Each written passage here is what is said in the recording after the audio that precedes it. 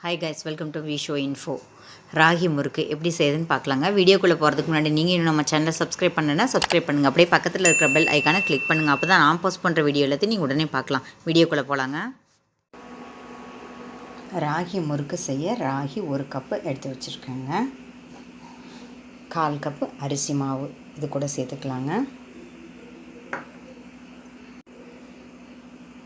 1/4 cup பொட்டுக்கடலை மாவு சேர்த்திக்கலாங்க. இப்போ இதில் ராகி மாவு 1 கப்பு, 1/4 கப்பு அரிசி மாவு, 1/4 கப்பு பொட்டுக்கடலை மாவு சேர்த்துருக்கேன்.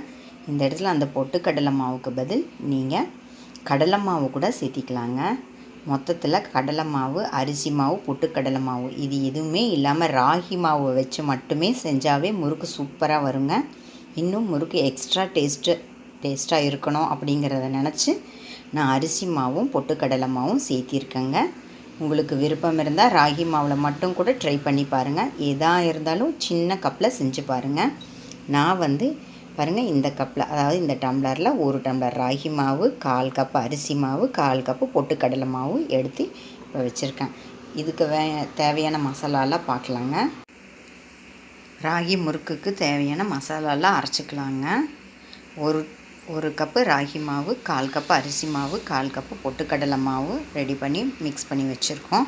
அது கூட ஒரு 4 பல் பூண்டு, 3 பச்சை மிளகாய், 1/2 டீஸ்பூன் பெருங்காயத்தூள், 1 டீஸ்பூன் உப்பு, இது ஒரு 1/2 டீஸ்பூன் சீரகம், இதையெல்லாம் இப்போ சேர்த்து நைஸாக விழுத தண்ணி ஊற்றி அரைச்சாலும் சரி, இதையே பேஸ்ட்டு மாதிரி அரைச்சிக்கிட்டாலும் சரி, இதை நல்லா அரைச்சி அந்த மாவு கூட மிக்ஸ் பண்ண வேண்டியது தாங்க.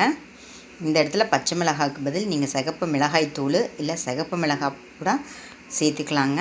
பூண்டு விருப்பம் இருந்தால் போட்டுக்கலாங்க, விருப்பம் இல்லைன்னா விட்டுடலாங்க.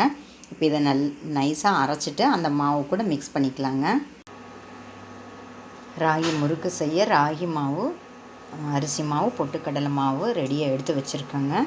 அது கூட இப்போ நம்ம அரைச்சி வச்ச மசாலாவை மிக்ஸ் பண்ணிக்கலாங்க. இது கூட தண்ணி சேர்த்து நம்ம முறுக்கு மாவு பதத்துக்கு பிசைஞ்சிக்கலாங்க. வெண்ணெய், நெய் எது இருந்தாலும் விருப்பம் இருந்தால் போட்டுக்கலாம். அந்த வெண்ணெய் நெய்யெல்லாம் சேர்க்கும்போது 1 டேபிள் ஸ்பூன், 1 டம்ளருக்கு மாவுக்கு 1 டேபிள் ஸ்பூனாவது இருந்தால் நல்லாயிருக்கும். வெண்ணெய் நெய் போட்டால் ஏதாவது ஒன்று, வெண்ணெயோ நெய்யோ போட்டால் எக்ஸ்ட்ரா டேஸ்ட்டு கொடுக்கும். இதெல்லாம் இல்லைன்னா கவலையே இல்லைங்க. நம்ம எண்ணெயில் தானே பொரிச்சு எடுக்க போகிறோம். அந்த எண்ணெயே 1 டேபிள் ஸ்பூன் ஊற்றினா கூட போதுங்க.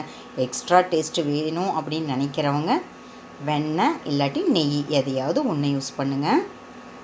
இப்போ நான் எண்ணெயும் ஊற்ற போகிறேன், நெய்யும் கொஞ்சம் போட போகிறேன். ஃப்ளேவருக்காக நெய்யுங்க. மற்றபடி முறுக்குக்காக நான் 1 டேபிள் ஸ்பூன் எண்ணெய் இப்போ சேர்க்க போகிறேங்க. அதுக்கு மேலே தேவையில்லைங்க, 1 டேபிள் ஸ்பூன் போட்டால் போதுங்க. சூடாக இருக்குங்க, காய்ச்சி தாங்க ஊற்றணும். நீங்கள் அப்படியே கை வச்சிடாதீங்க, பயங்கர சூடாக இருக்குங்க. இதை முறுக்கு மாவு பதத்துக்கு பிசைஞ்சிக்கலாங்க. பாருங்கள், நெய் இந்தளவுக்கு சேர்த்தா போதும். 1 டம்ளருக்கு 1/2 டீஸ்பூன் கணக்கு வச்சுக்கோங்க. இப்போ நான் 1 டீஸ்பூன் சேர்த்துருக்கேன். இதை முறுக்கு மாவு பக்குவத்துக்கு பிசைஞ்சு எடுத்துக்கலாங்க. நம்ம ராகி முறுக்கு மாவு பாருங்கள் இந்த டெக்ஸ்சரில் இருந்தால் கரெக்டாக இருக்குங்க. இப்போ ஒரு பிளாஸ்டிக் ஷீட்டில் எண்ணெய் தடவி வச்சுருக்காங்க. இதில் நம்ம ஒவ்வொன்றா முறுக்கு பிழிஞ்சு அப்புறம் எடுத்து எண்ணெயில் போட்டு பொரிச்சு எடுக்கலாங்க. நீங்கள் டேரெக்டாக எண்ணெயில் கூட போட்டு பொரிச்சு எடுக்கலாங்க. நான் இந்த பிளாஸ்டிக் ஷீட்டில் பிழிஞ்சு விட்டு அப்புறம் எடுத்து பொரிக்க போகிறேங்க. பாருங்கள், இந்த மோல்டு தான் நான் யூஸ் பண்ண போகிறேன். இப்போ எப்படி இதில் போட்டுட்டு அதுக்கப்புறம் பொரிக்கிறது அப்படிங்கிறது பார்க்கலாங்க. பிழிஞ்சு விட்டு எப்படி பிழியணும் அப்படிங்கிறத பார்க்கலாங்க. பாருங்கள், இந்த மாதிரி நல்லா பிழிஞ்சு எடுத்துக்கலாங்க. பார்த்தீங்களா, இந்த அளவுக்கு பிழிஞ்சால் கரெக்டாக இருக்குங்க. சின்ன சின்னதாக பெருசாக வேணாலும் நீங்கள் செஞ்சுக்கலாங்க. இந்த மாதிரி எல்லா முறுக்கையும் பிழிஞ்சதுக்கப்புறம் பார்க்கலாங்க.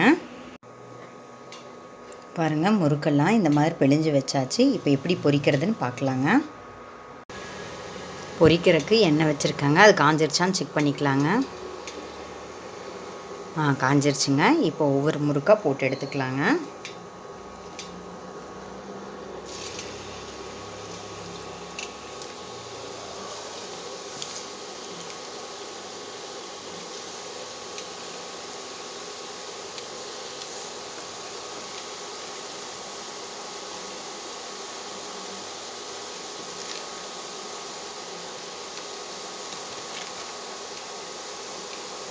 நிறைய போட்டுறக்கூடாதுங்க. நாம் எடுத்து வச்சுருக்கிற பாத்திரத்துக்கு தகுந்த மாதிரி, அதாவது அந்த பேனுக்கு தகுந்த மாதிரி நம்ம போடணுங்க. நிறைய போட்டோம்னா அது திருப்பி விடும்போது பிஞ்சுட்டு வந்துடும்.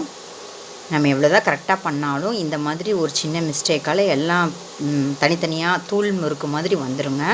இது ஒரு நிமிஷம் நல்லா வேகட்டுங்க, அதுக்கப்புறம் திருப்பி போடலாங்க.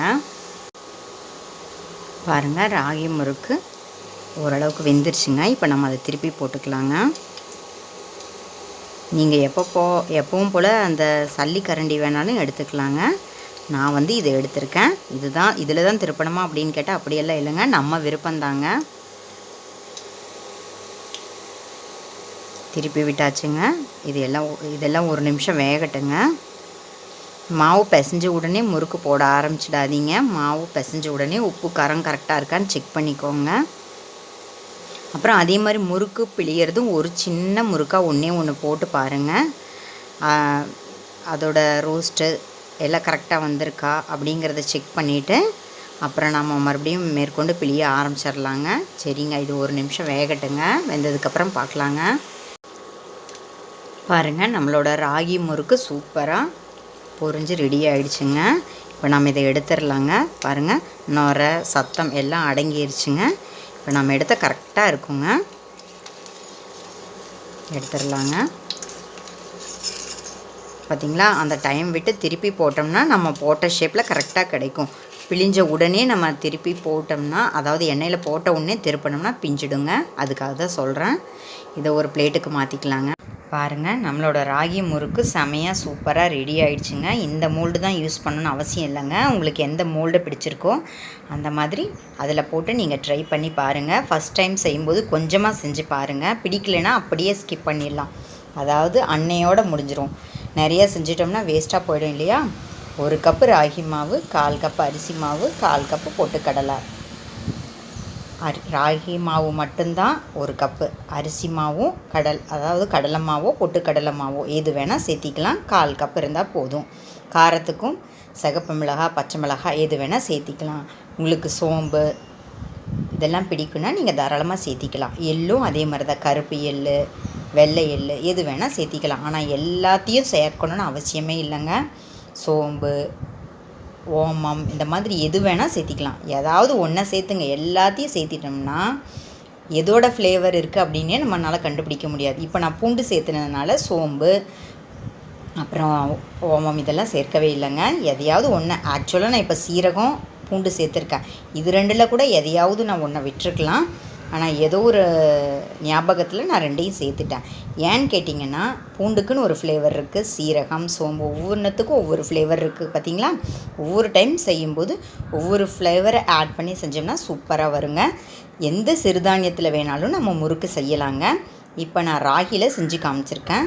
ஃப்யூச்சரில் வேறு சிறுதானியத்தில் நான் செய்யும்போது வீடியோ அப்லோட் பண்ணுறேங்க. என்னங்க, இந்த வீடியோ உங்களுக்கு பிடிச்சிருந்தா லைக் பண்ணுங்கள், ஷேர் பண்ணுங்கள், கமெண்ட் பண்ணுங்கள். ஞாபகமாக சப்ஸ்கிரைப் பண்ணுங்கள். ஓகே, பாய்.